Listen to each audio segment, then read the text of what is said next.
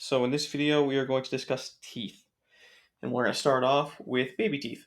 So as we know, when a baby is born, they do not have teeth, and that is because they don't need them yet. They are still drinking milk, and eventually they are going to start to grow some teeth. Once those teeth start to come in, they can start to eat, right? So with that said, the first complete set of teeth really don't show up until around 6 months, because again, they don't need them yet. First ones to show up are the lower central incisors, but you may see the upper ones come first. A full set of these baby teeth are about 20 teeth, and you're going to see these come out around age 2 fully. Eventually, these teeth are going to loosen and they're going to fall out, and the roots of the teeth are going to be resorbed. That is a term that means that those roots are going to get essentially broken down and brought back into the bloodstream. They're going to get reused, they're going to get recycled. All of the second or permanent set of teeth, except for the third molars, usually come out by the end of adolescence. So it's important to note you have baby teeth, they don't show up until around 6 months.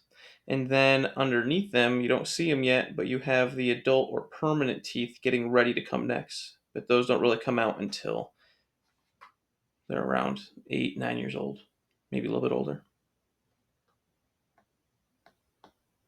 So let's talk about those permanent teeth and what they're used for. So humans are omnivores, meaning that they eat meat and plants. So because of that, we have different teeth for different roles.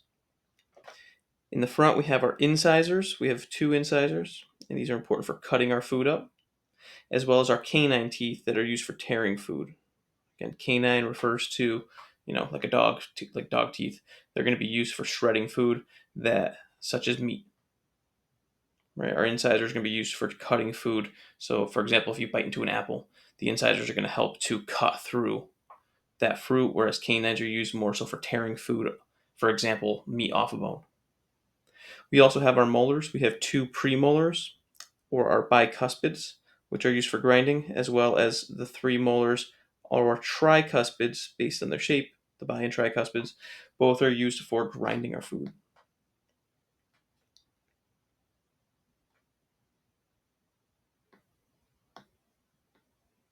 Here's another image of our teeth. And again, you can see different shapes, and that's because different shapes dictate what they're being used for.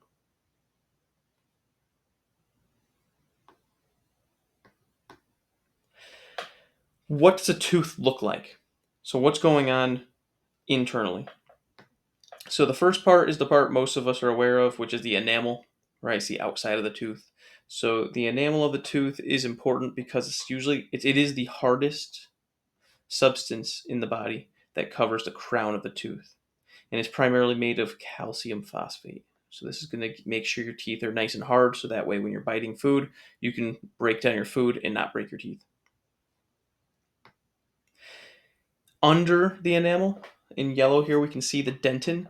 The dentin is a bone-like substance that comprises most of the tooth. It gives it its shape and also provides some of the strength. Underneath that, we can see in this pinkish color is the pulp. So the pulp of the cavity is going to contain the nerves, blood vessels, and lymph vessels. So this is really important because this is what gives life to the tooth. And you can see this down here. I know I'm jumping ahead, but if you look down at the bottom here, you can see I'm coloring it in red as well. Right? You can see the blood supply. So the blood supply needs to get into the tooth, which you can see here. It enters and supplies our blood to the tooth.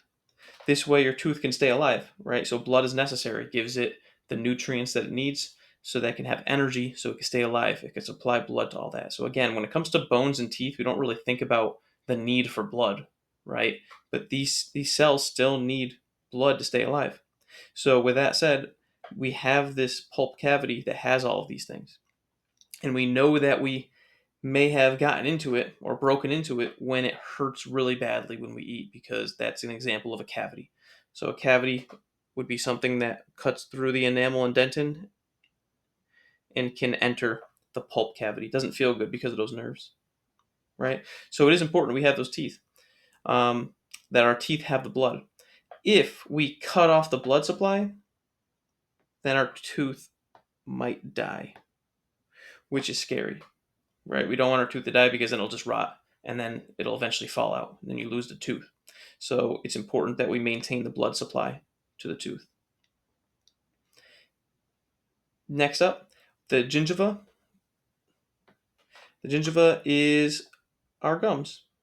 So if you ever heard of gingivitis, that is because gingivitis has to do with itis, the inflammation of the gingiva. So this is our gums. Next, we have the periodontal membrane, also known as the periodontal ligament, and this is a fibrous ligament that's going to line the socket and anchor the tooth to make sure our teeth stay in place. We also have cementum, which kind of sounds like cement. This is a thin adhesive layer that is going to be between the tooth, I'll put it in blue here, between the tooth and the periodontal ligament. So it helps to keep an extra adhesive layer so, again, our tooth stays in place. We don't want our teeth to move around. Next, we have the root canal, which is going to supply the blood vessels and the nerves to the tooth. And I already highlighted it, but I'll do it again. So here is the root canal. It allows blood and nerves to enter the tooth. If for some reason our tooth does not have blood supply coming in, for some reason they get stopped, maybe you get hit in the face and it causes damage to the tooth and it ruptures and therefore you no longer have blood supply, that's where you need to have a surgical root canal where they cut through the tooth and essentially just recreate a new root canal for you so that way blood can come back in. So essentially you would drill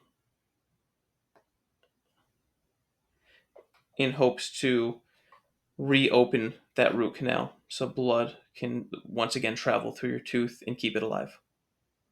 So at this time, if you have any questions about any of this, please let me know and we can discuss teeth.